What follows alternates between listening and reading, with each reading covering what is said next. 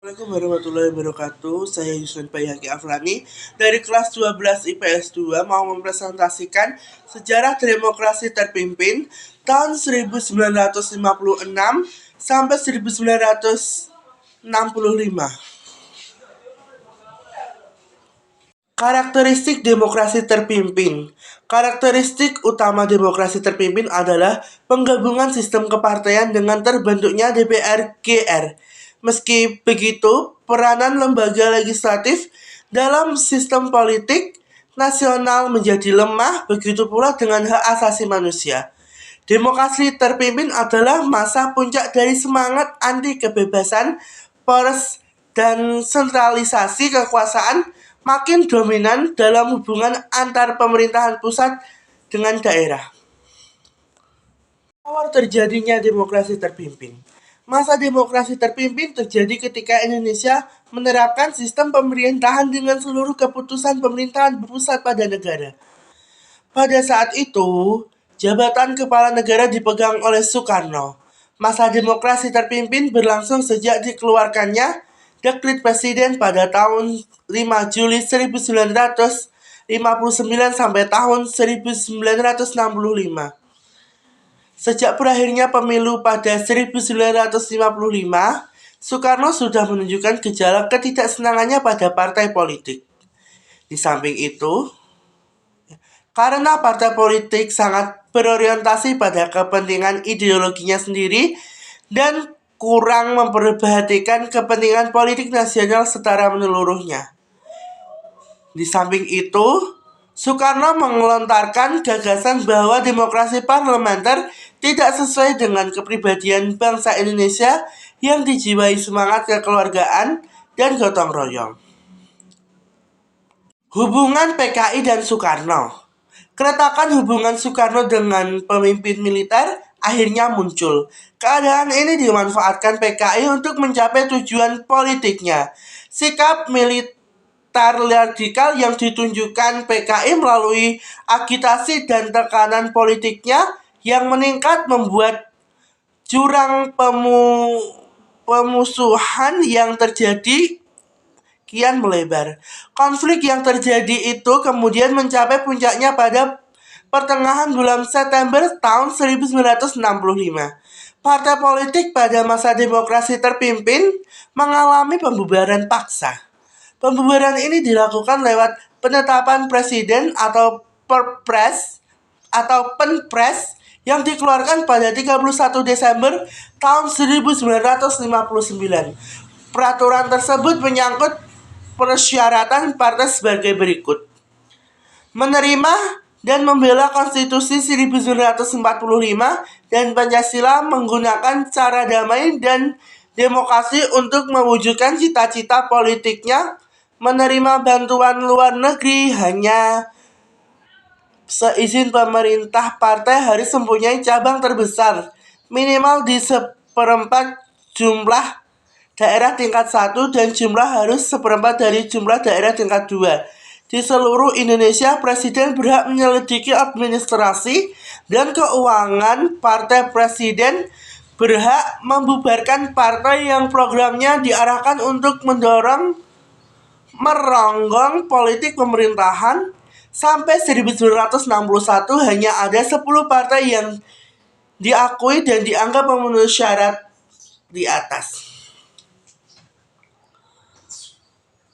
Melalui Kepres nomor 128 tahun 1961, partai yang diakui adalah PNI, NU, PKI, Partai Katolik, Partai Indonesia, Partai Murba, PSII, dan IPKI. Sedangkan Kepres nomor 129 tahun 1961 menolak diakuinya PSII Abikusno, Partai Rakyat Nasional berbahasa Daeng Lalut, dan Partai Rakyat Nasional Jodi Gonkus selanjutnya melalui Kepres nomor 440 tahun 1961 telah diakui Partai Kristen Indonesia atau Parkindo dan Persatuan Tarbiyah Islam atau PERTI. Demikian kehidupan partai politik di masa demokrasi terpimpin. Partai tersebut hampir tidak memakainya perannya dalam pentas perkonflikan nasional kala itu. Hal ini mungkin disebabkan oleh peran Soekarno yang amat dominan dalam menjalankan pemerintahannya yang sangat otoriter saat demokrasi terpimpin. Konsep sistem demokrasi terpimpin pertama kali diumumkan oleh Presiden Soekarno dalam pembukaan sidang konstituante pada tanggal 10 November 1956. Demokrasi terpimpin menurut ketetapan MPRS nomor 8 per MPRS tahun 1965, yakni kerakyatan yang dipimpin oleh hikmat kebijaksanaan dalam permusyawaratan perwakilan yang berintikan musyawarah untuk mufakat secara gotong royong di antara semua kekuatan nasional yang berprofesif revolusioner dengan berporoskan pada Nasakom. Latar belakang dicetusnya sistem demokrasi terpimpin oleh Presiden Soekarno. 1. Dari segi keamanan nasional, banyaknya gerakan separatis pada masa demokrasi liberal menyebabkan ketidakstabilan negara. 2. Dari segi perekonomian, sering terjadinya pergantian kabinet pada masa demokrasi liberal menyebabkan program-program yang dirancang oleh kabinet tidak dapat dijalankan secara utuh sehingga pembangunan ekonomi tersendat. 3. Dari segi politik, konstituante gagal dalam menyusun undang-undang baru untuk menggantikan Undang-Undang Dasar S1950. Pada masa demokrasi terpimpin yang dicetuskan oleh Presiden Soekarno diawali oleh anjuran Soekarno agar undang-undang yang digunakan untuk menggantikan UUD S 1950 adalah Undang-Undang 1945, namun usulan itu menimbulkan pro dan kontra di kalangan anggota konstituante. Sebagai tindak lanjut usulannya, diadakan pemungutan suara yang diikuti oleh seluruh anggota konstituante. Pemungutan suara ini dilakukan pada 30 Mei, 1 Juni, dan 2 Juni tahun 1959 dalam rangka mengatasi konflik yang timbul dari pro kontra akan usulan Presiden Soekarno tersebut. Hasil pemungutan suara hari pertama menunjukkan bahwa 269 orang setuju untuk kembali UUD 1945 dan 119 orang menolak untuk kembali ke UUD 1945. Meskipun suara terbanyak menyetujui opsi kembali ke UUD 1945, suara tersebut belum mencapai 2/3 dari jumlah suara, yaitu 312 suara, sehingga pemungutan suara harus diulangi. Pemilihan hari kedua menunjukkan bahwa 264 setuju dan 204 menolak. Adapun pemilihan hari ketiga menunjukkan bahwa 263 setuju dan 203 menolak. Melihat hasil voting, usulan untuk kembali ke UUD 1945 tidak dapat direalisasikan. Hal ini disebabkan oleh jumlah anggota konstituante yang menyetujui usulan tersebut tidak mencapai 2/3 bagian, seperti yang telah ditetapkan pada pasal 137 UUD S tahun 1950. Bertolak dari hal tersebut, Presiden Soekarno mengeluarkan sebuah dekret yang disebut Dekret Presiden 5 Juli 1959. Adapun isi Dekret Presiden 5 Juli 1959 yaitu 1. Tidak berlakunya kembali UUD S 1950. 2. Berlakunya kembali UUD S 1945.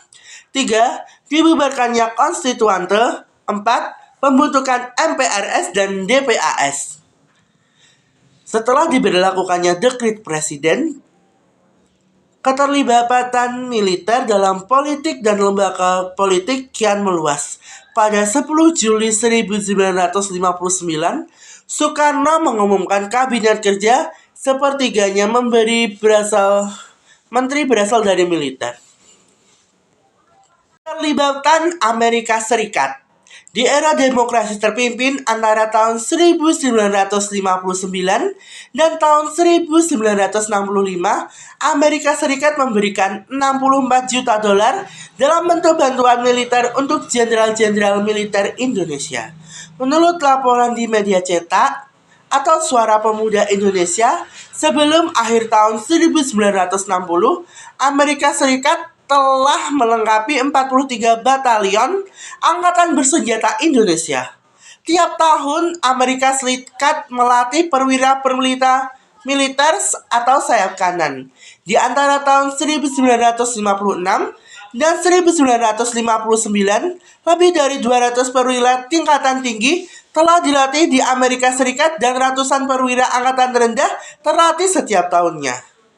Kepala Badan untuk Pembangunan Internasional di Amerika pernah sekali mengatakan bahwa bantuan Amerika Serikat tentu saja bukan untuk mendukung Soekarno dan bahwa Amerika Serikat telah melatih sejumlah perwira-perwira angkatan bersenjata dan orang sipil yang mau membentuk kesatuan militer untuk membuat Indonesia sebuah negara bebas.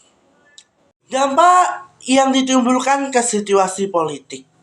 Era demokrasi terpimpin diwarnai kolaborasi antara kepemimpinan PKI dan kaum borjuis nasional dalam menekan pergerakan-pergerakan independen kaum buruh dan petani Indonesia. Kolaborasi ini tetap gagal memecahkan masalah-masalah politis dan ekonomi yang mendesak Indonesia kala itu.